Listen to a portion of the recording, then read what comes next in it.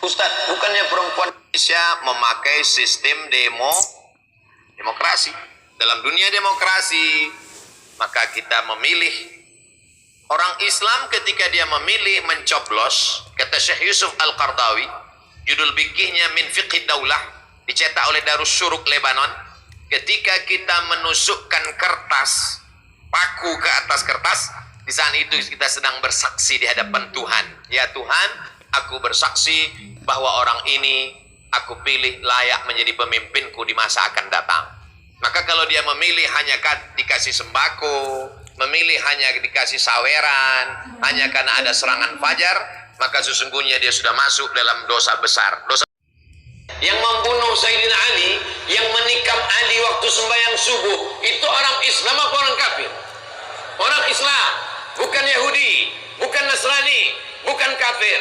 Namanya Abdurrahman bin Muljam, Islam tapi Khawarij. Apa itu Khawarij? Asal berbeda dengan inya, makanya memusuhi. Inilah cikal bakal, asal embrio, dasar bibit benih-benih radikalisme. Yang Ustadz, bukannya perempuan dilarang jadi pemimpin? Katanya pastinya akan mendapat musibah. Contohnya wali kota Surabaya, pemimpinnya perempuan, kok malah sejahtera? Mohon penjelasannya Pak Ustadz. Dulu saya diminta presentasi masalah pemimpin perempuan, PowerPoint-nya masih ada. Ketika heboh-hebohnya Pekanbaru akan mengangkat wali kota perempuan, maka kesimpulannya ini dalilnya, yang tidak boleh itu adalah pemimpin imamatun uzma, khalifah. Andai nanti muncul big state pemerintahan Islam, tidak boleh khalifahnya perempuan. Adapun pimpinan daerah, pimpinan ormas, pimpinan yang bisa dijatuhkan, yang bisa diimpeachment, yang bisa dimusyawarahkan untuk digulingkan, maka boleh perempuan. Mana dalil? Oleh Imam Al-Mawardi, meninggal tahun 450 Hijrah. Judul kitabnya Al-Ahkam As-Sultaniyah. Sudah diterjemahkan ke bahasa Indonesia. Judul aslinya Al-Ahkam As-Sultaniyah, hukum-hukum mengangkat pemimpin. Syaratnya dua. Innallaha ya'murukum an tu'addul amanat, amanah. Wa idza hakamtum bainan nasi an tahkumu bil adl. Amanah, adil. Kalau dia amanah, dia adil, baru masuk ayat berikutnya. Ati'ullah wa ati'ur rasul wa ulil amri minkum. Kenapa ati'u cuma dua? Ati'ullah, ati'u rasul, ati'u ketiga nggak ada. Apa maknanya? Kamu taat pemimpin selama pemimpin itu taat kepada Allah dan Rasul. Seandainya seorang ayah meninggal dunia, dia meninggalkan hutang, hutangnya dibayar melalui tirkah. Tirkah adalah harta warisannya. Dalilnya mana?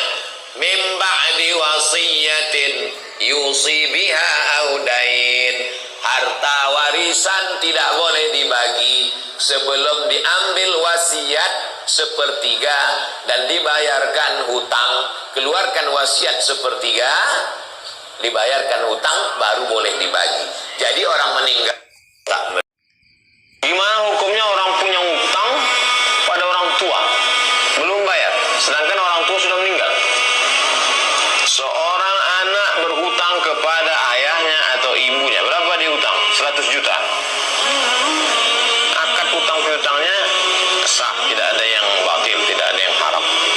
Meninggal, maka dia bicarakan kepada ahli waris yang lain bahwa dulu saya ada pinjam uang almarhumah 100 juta dan sekarang saya sudah ada uang mau bayar, maka dibayarkanlah, nanti akan dibagi kepada ahli waris karena dia menjadi milik ahli waris. Dibagilah menurut hukum faraid. Allahu a'lam. Wajibkah anak membayarkan hutang orang tua dari uangnya sendiri? Tidak. Saya ulang sekali lagi. Anak wajib membayarkan hutang ayahnya, hutang emaknya dari tirkah, dari harta warisan. Setelah harta warisannya habis, maka anak tidak wajib membayarkan hutang. Tapi kalau si anak mau membayar, bagus, itu baktinya pada orang tua. Sekarang uangmu ada 2,5 juta. Ada dua. Pertama, orang nagih hutang bapakmu. Yang kedua, untuk kurban. Mana yang kau depankan? Kurban atau nagih hutang? Bayarkan nagih hutang. Karena ruhnya tergantung-gantung antara langit dan bumi, tak diterima sebab hutang belum berbayar.